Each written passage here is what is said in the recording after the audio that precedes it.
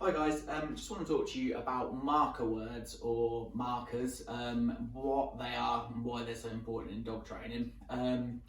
So markers are incredibly important. They kind of form the fundamental, the basis of all training. A marker is basically something that we are going to use to tell our dog that they've done the right thing. By telling them that they've done the right thing, we're able to then reward them for that behaviour. And when they know that they've done the right thing, they're then more likely to be able to do that thing again, because we're telling them categorically, clear cut, that's exactly what I was looking for.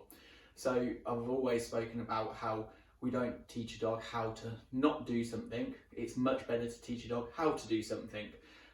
Far easier to train, much simpler for a dog to understand. So we do that with markers. So the second that they perform a behaviour or an action or a task that we want them to do, we can mark that behaviour to let them know that's exactly what I'm looking for. Now, markers can be a verbal marker, so we can say good or yes. It can be anything. It doesn't matter what the word is, as long as we build that association with when they hear that word or that sound, they know they've done the right thing and that something good is going to follow. In most instances, a treat. Treats are great for training because we can get lots and lots and lots of repetitions, but it can be play, cuddles, first strokes. As long as they get something reinforcing, something that they love when they hear that marker. Now the marker, the important thing is, it's a promise from us to our dogs that when they hear that word or that sound, they're going to get a treat. So we can't be stingy with it, especially when we're learning a new behaviour. We continually reinforce. We continually reinforce so that when they hear it, they know, done the right thing, going to get a reward. If I keep doing this, I'm going to keep getting rewarded. Eventually, we'll ease that out a little bit and they won't be getting rewarded every single time, but that comes later on in the process. So with markers, like I say, it can be a verbal one, it can be a word we use, it can be a clicker, a whistle, something that they know when they hear that sound, they've done the right thing. So just to give you an example, get some treats here. JJ's raring to go, as you can probably hear. JJ. Down. Good. So my marker for JJ is good. Down. Good. So every time he performs the action that I want, so in this case a down, sit, down, good. I'm marking the behaviour with the word good, and then he gets rewarded for it. Down, good. Middle, good. So that he knows, once he hears that word, middle, good. He's done the right thing. He's more likely then to keep doing it. Middle, good.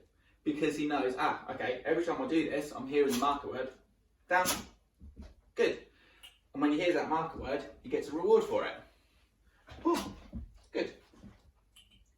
And it can be anything, any kind of behaviour, down, good. Or action, when they hear that word, they know they've done the right thing. Now, it's often, like I've said this before, it's like if you hear something and then something good happens afterwards, you're going to then keep doing it and you know you've done the right thing. So for example, in human terms, if every time I touch this and I hear a bell and a fiver appears in front of me and I get a fiver, I'm then more likely to keep touching that, because every time I touch that, I hear that bell. Every time the bell goes off, I get a fiver. Exactly the same for dogs. Every time I hear that marker, they get a reward for it. So if they've done a behaviour beforehand that leads to the marker being said or sounded, then a reward comes, they're then going to keep doing that action beforehand. Through repetition, repetition, repetition, that's how we train behaviours. So that's why conditioning a marker is so important. So to get a marker effectively working, what we need to do is build an association with our dog that means something good is going to happen. Yes. So we simply do that by saying our marker or using the marker and then rewarding straight away. At this point, we don't have to wait for a behaviour or anything. We're simply going to say the word, give them a reward, so a treat. This way, if I show you, good, good. So he's not offering any behaviours. He is, because he thinks that if he sits, that's a good thing, which most dogs will do. Good. But at this point, all we're doing is saying our marker, in this case, good, good, and then he gets a reward. Through lots of repetitions of this, good, he knows the word good is followed by treats. He's then likely to carry on knowing that a treat is coming when he hears that word. Good. And it will soon become an anticipation that when he hears that word, he knows a treat is coming. Good. For a dog, it's the easiest training in the world because they haven't got to do anything at this point. Good. We're simply building that mental association. Good.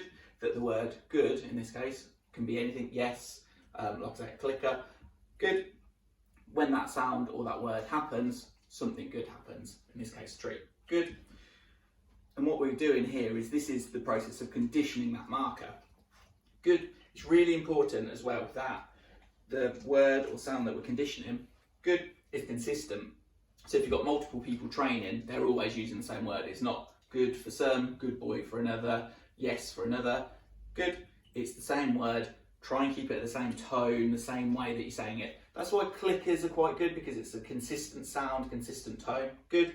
The only thing with that is you haven't always got one to hand. You've always got your voice on you, which I'm a big fan of a verbal marker. Good.